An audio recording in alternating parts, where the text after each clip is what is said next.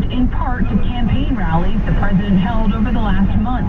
President-elect Biden is enjoying his family this weekend. CBS's Nicole Killian with more. President-elect Joe Biden is spending some time with his family here in Rehoboth Beach, although this is a working weekend as he also meets again today with his transition advisors. CBS News now projects that Mr. Biden has won Georgia, but President Trump has still not conceded the election. And CBS News election law expert David Becker says, I think the consequences are dwindling at this point. I think the possible outcomes that could benefit the Trump campaign are near zero right now. CBS News also projects that President Trump has won North Carolina.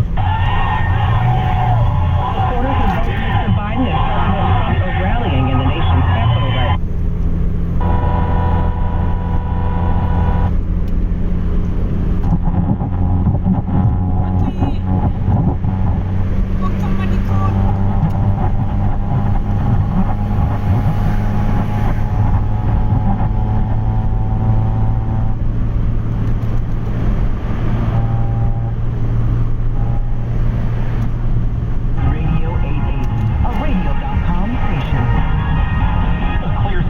Sunshine in the city, 50 degrees right now in the city, a high of 52 this afternoon. Tonight, partly cloudy, cold, a low of 42. Tomorrow, cloudy, windy, could see a couple of showers around in the afternoon into the night. 12:03 WCBS here in the city. The 7-day positivity rate was nearing 3%. It was over 2.8 yesterday, but this morning, new numbers from the mayor's office put the average at 2.47%, a drop that is a positive sign for parents, which means classes will more than likely be able to continue in-person learning on Monday. And this morning, Governor Cuomo offered his thoughts on that 3% benchmark that would trigger closures. Said they should consider different metrics. 3 is a relatively low number.